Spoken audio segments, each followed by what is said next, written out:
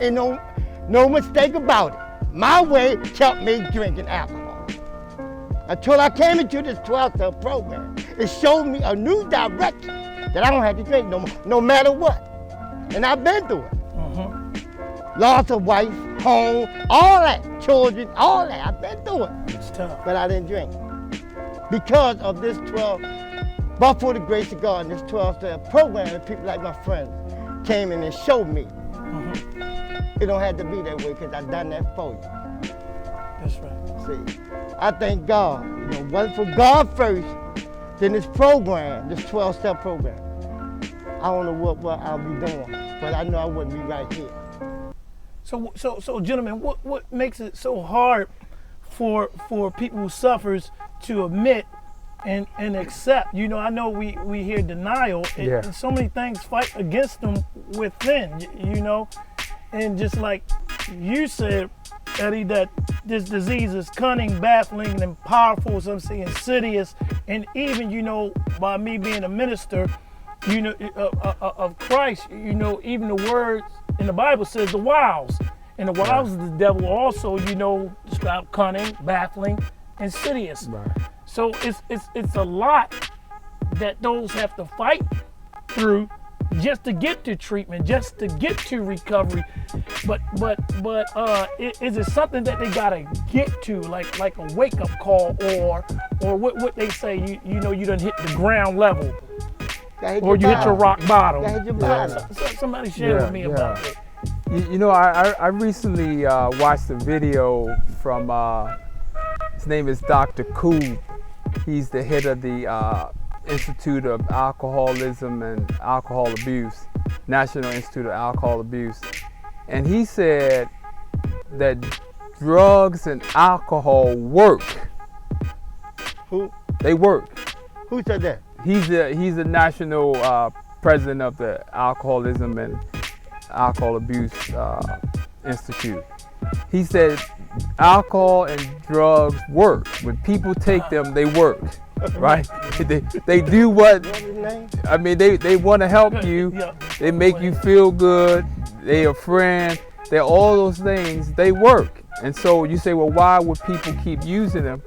Because they keep working for them. Right. But they don't realize the turmoil, the hell, the calamity, and people don't always get the consequences of use when they use or drink, right? They don't always get arrested. They don't always get the house torn apart or people leaving. It's usually a gradual, slow process.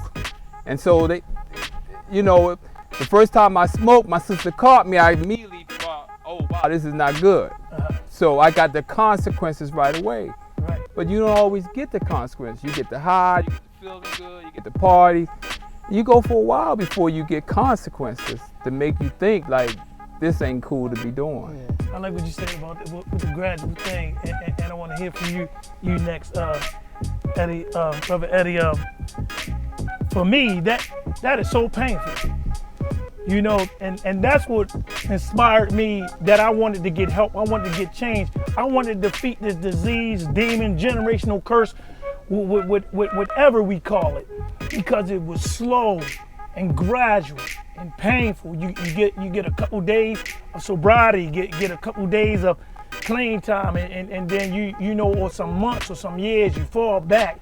It's like it's real rough, where though you had to get real help. And I know going into Alcoholics Anonymous with my group under Eddie, my sponsor right here, whereas though I've learned how to really live with this and put this thing together, because some things I believe God gonna heal you from. Well, I think there's several things that we have to look at when we talk about a person being stuck and staying stuck. And the gentleman, he basically said it. One is the progression of the disease. What happens is by the time you have a problem, it's too late. And just from my personal experience, what happened was with me, because I did heroin and cocaine, and I did every single day, 24 hours a day. I was chasing one more of something to make me feel better. The issue with me it was two issues. One, I thought I had power over it. I thought I could control it. But all in all, it was controlling me. I had no idea it was controlling me. The other thing, I went a day being ill, and I didn't want to feel that way no more. You see what I'm saying? So because I didn't want to feel ill no more, I made a decision to chase the dope because, like I said, in the beginning it's fun, but after a while it's a job. Right. So this started becoming my job where I was literally chasing this so I didn't feel ill no more. Yeah. You see what I'm saying? Yeah. So it's a Right, constant thing. Right. I didn't want to feel ill, so I'm constantly chasing. That's right. But sooner or later, in Narcotics Anonymous, and I want to say this real quick to the people who's listening sir. and watching, understand that Narcotics Anonymous and NA isn't the only way that you can stop using. You can. It's so many different avenues that you can stop using. You can go to church, you can do anything, but what we have to understand, we can't do it by ourselves. We need help because the same person that was using, if I allow that same person to try to get me clean and stay clean, I will make myself use again. Right. I can't do this by myself. They say this is a new way of life. So I need somebody to teach me how to live this new way. So the issue was, it wasn't, I thought that I had control over this thing, and I didn't want to be ill no more. So in Narcotics Anonymous, and I can only share Narcotics Anonymous because that's my personal experience, they said, Eddie, either you suffer the pain of withdrawals or you continue on using more. You can't do one, you gotta do one or the other. So when I got here, I made a decision to understand, and they said one more thing, and this is for anybody out there that's struggling with the disease of addiction. Once you stop, you don't have to go back, and the pain don't last forever. So if you in a situation where you hurting, all you gotta do is take it one day at a time, and that pain will lessen, and you ain't gotta do this no more in your life. And that's the hope we trying to give people today. It's one of those situations where it's fun, you know what I mean? You are around your boys and you just smoking weed or drinking a little Miller Pony. And you don't think you had, and you said the progression of it happens so slowly and gradually. By the time I'm there, I'm like, how did I get here? Yeah. You see what I'm saying? Then it's right. too late. Right. Because you don't know how to get out of it once you get into it, because you got the grips of See, it. my experience, I didn't know nothing till I came to this 12-step program. To my way, like I said, it was killing me. I don't care. You know, many and varied, you know, to each his own. But I know until I came to this 12-step program, today, I got 28 years. So I know what helped me. I had to get out my way. See, and the only way I got out my way through God's grace and the 12 steps program. You can't change them. If you're gonna try to change somebody, try to change somebody. I'm gonna tell you what you're gonna get. Pain. That's right.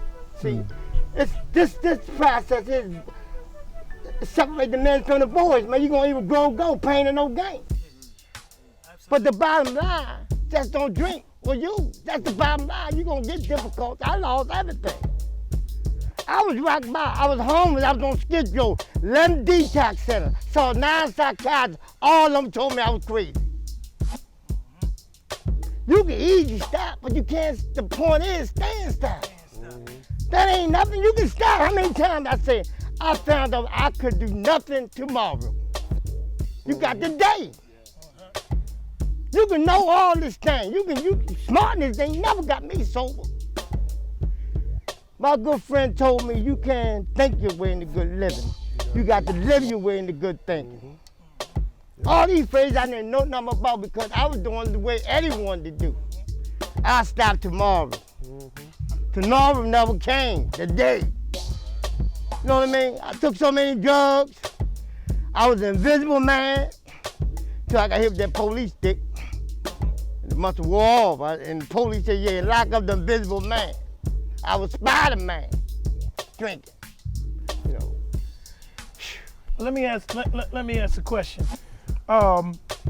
Early stages, like Eddie said, we didn't know that, you know, some of us had a disease, had an addiction. But as you tell your story, once you know, as you get older, is there any early stages that we could tell some of the viewers to look out for their children or their teenagers or anything like that? Should any parents at what age, Elder Joseph, that they think that some parents, if they know they had alcoholism and drug addiction running through the bloodline of their families, as for me, they didn't tell me. I seen my uncle fall out. I seen him having seizures. I didn't know what was going on. I seen my father stick a spoon in his mouth. I seen him fall out at the family reunions. And it scared the living hell out of me, but nobody know that it ran. I mean, I was never taught that it was ran through my bloodline. When do y'all think, do you think that's wise to tell, your children, if you know that it's running your bloodline, is just like somebody who has colon cancer, don't the doctors ask, do that run in your bloodline? Or they ask a woman, when they testing for breast cancer, do you have breast cancer in your sisters, your mothers, your grandmas, do that run in your bloodline? Don't you think it should be the same for alcoholism and drug addiction?